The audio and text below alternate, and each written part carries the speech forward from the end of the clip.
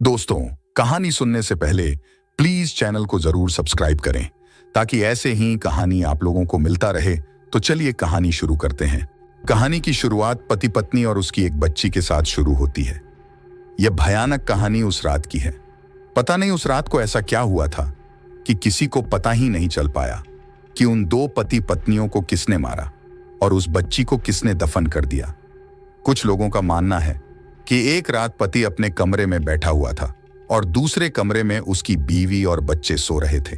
तभी अचानक से पति को क्या हुआ कि उसने एक कुल्हाड़ी उठाकर अपने पत्नी और बच्चे दोनों को मौत के घाट उतार दिया और बाद में उसने अपने आप को भी गोली मार लिया। कहा जाता है कि आज भी इस विला में उन तीनों की आत्माएं भटकती हैं।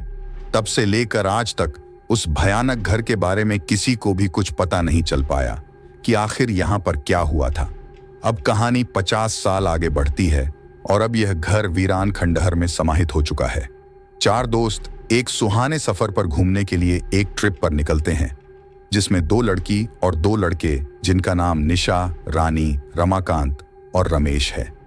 ये चारों एक मर्सिडीज कार में बैठकर बाहरी दुनिया का आनंद लेने के लिए शानदार सफर पर निकल जाते हैं।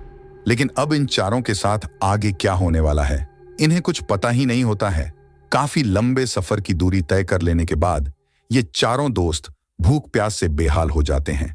ऊपर से रात का समय इनको डराता है। निशा रानी को बताती है कि रात बहुत हो चुकी है, यदि यहां पर रुकने के लिए कोई जगह मिल जाए तो बहुत अच्छा होगा। ऐसे में रमाकांत उसकी बातों को मजाक बनाता हुआ बोलता है कि निशा, तू पागल हो गई है। भला इतनी रात में सुनसान सफर वाले रास्ते पर आखिर ठहरने के लिए कोई जगह कैसे मिल जाएगी। लेकिन तभी रानी को आगे एक विला दिखाई पड़ता है। ये वही विला है जो आज से 50 साल पहले खंडहर में तब्दील हो गया था।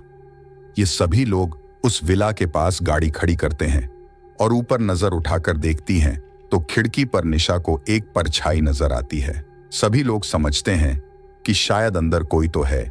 इसी खुशी में यह चारों लोग उस विला के अंदर घुस जाते हैं और अंदर से आवाज लगाते हैं, क्या कोई अंदर में है? हेलो, कोई अंदर में है? लेकिन उन चारों को अपनी आवाज के अलावा किसी दूसरे व्यक्ति की आवाज सुनाई नहीं पड़ती है।